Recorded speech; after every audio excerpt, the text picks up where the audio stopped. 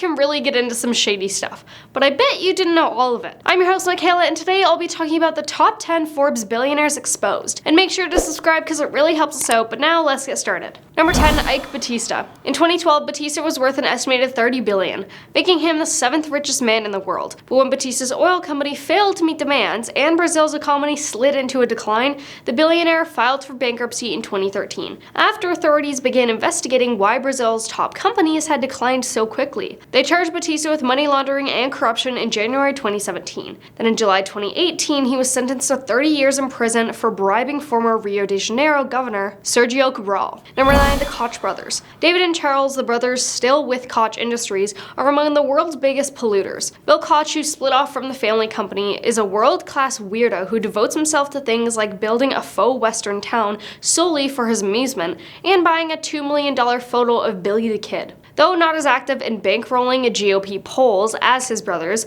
Bill was a big supporter of fellow 1% jerk Mitt Romney and has found time to fight against America's first offshore wind farm in Massachusetts. As for David and Charles, they have won a permanent spot in the Public Menace Hall of Fame, kicking their fellow human beings in the face with everything from funding climate change denial to strangling democracy. They have striven to reshape America into a Tea Party nightmare and have plenty of money to continue their mission. Number 8, Peterson. Private equity mogul Pete Peterson, who founded the Blackstone Group with Steven Schwartzman, has a very straightforward agenda. He wants to kill Social Security and Medicare, the programs that keep millions of Americans out of poverty. His strategy is to channel gargantuan amounts of money into stoking nonsensical deficit hysteria. His focus on austerity policies, which have proved disastrous around the world, particularly in places like the UK, makes him an economic quack, but one who has found willing ears among fools and villains.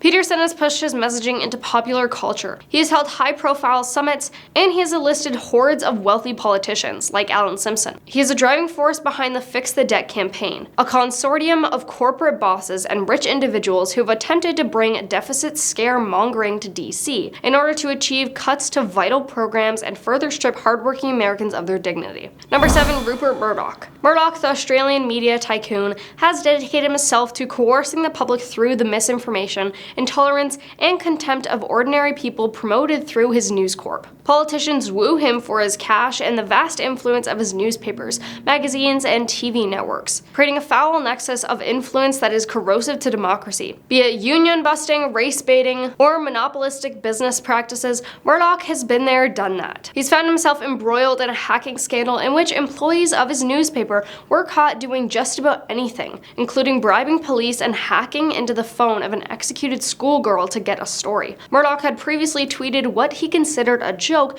about an obese woman who fell through a New York sidewalk, asking if she got too fat from food stamps and welfare. Number 6, Steven Schwartzman. The Blackstone Group's co-founder Steven Schwartzman, described as private equity's designated villain in The New Yorker, is fond of throwing lavish parties for himself, including an infamous $3 million birthday feat in June 2007 at New York City's Park Avenue Armory. The party, which went down in history as a show-stopping chant to bad taste, featured a marching band of a 50-foot silkscreen recreation of Schwartzman-owned $40 billion apartment. Revelers included Bill Clinton and Cardinal Edward Egan, now considered a dark horse for the Pope. A couple of months later, the economy tanked thanks in part to the mismanagement and excess debt of the unregulated private equity firms that have served to weaken the real economy. Schwartzman captured headlines by comparing raising taxes on private equity fat cats like himself to Adolf's invasion of Poland. He's reportedly outraged that persons like himself have been the subject of contempt since the financial crisis. Number 5, Gina Rinehart. If there is a place for those who hate working people, Australian mining mogul Gina Rinehart occupies the innermost circle. The richest woman in the Asia-Pacific region likes to share her obscene philosophy of wealth, and had once made a case for $2 a day pay. She also instructed poor people to stop being jealous of the rich and to focus on working harder, and drinking and smoking less. She blamed Australia's economic problems on a socialist, anti-business agenda. But of course, Rinehart, who inherited a $30 billion fortune,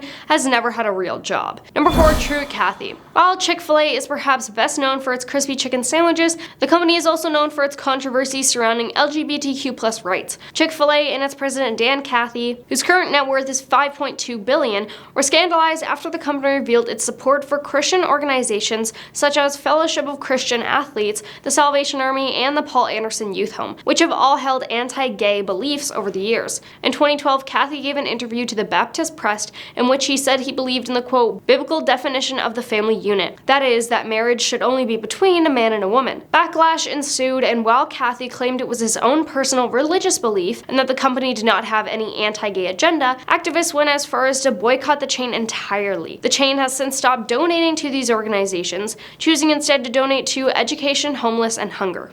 Number 3, the Walton family. The Walton family is the richest in the US and heirs to the retail juggernaut Walmart. They collectively claim 0.14% of the country's entire wealth. Or to put it another way, they are worth as much as the bottom 41% of all Americans combined. Their legacy is a grotesque business model that depends on pushing down wages and sinking living standards for millions of Americans. Rob is the chairman of the board of directors of the company that pays its full-time hourly employees an average of $12.50 and has a policy of keeping them part-time so they don't even earn that. The Waltons are big-time funders of conservative causes, with special emphasis on undermining public education. Jim Walton, who serves as a chairman for the Walton-owned Arvest Bank, is particularly active in injecting his family's ill-gotten gains into politics. Number 2, Leon Black. In October 2020, a New York Times report revealed that Black, the billionaire founder of private equity and investing firm Apollo Management, paid disgraced financier Jeffrey about $50 million for personal financial advice between 2012 and 2017. The time period is notable. It means Black engaged in Jeffrey's services long after he was convicted in 2008 of an underage intimacy charge in Florida, in a plea deal worked out between him and U.S. attorneys